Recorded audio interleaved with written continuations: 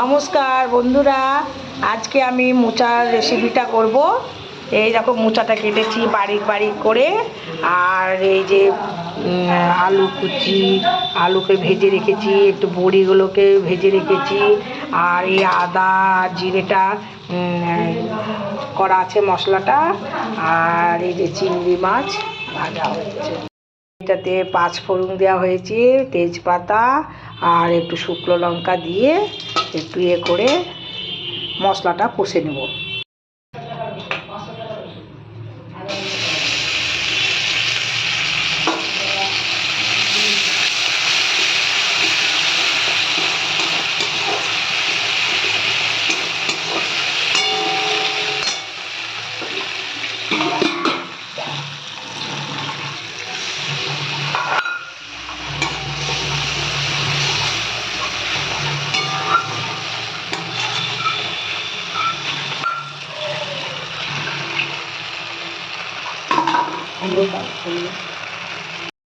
একটু হলুদ আর একটু সল্ট, নমক দিলাম।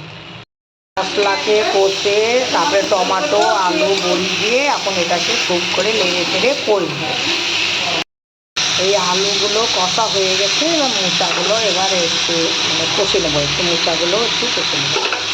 আলুগুলো একটু করা হয়ে গেছে কষা, মশলা টসলা দিয়ে চিংড়ি মাছটা দিয়ে ভালো করে আবার কষে নিলাম। দিয়ে এবার একটু জল দিব, এটা গরম জল দিয়ে একটু নেড়ে চেড়ে একটু ঢাকা দিয়ে দিব। এবার একটু ঘি আর গরম মশলা দিয়ে এবার হয়ে গেল আমার এই মোচার তরকারিটা।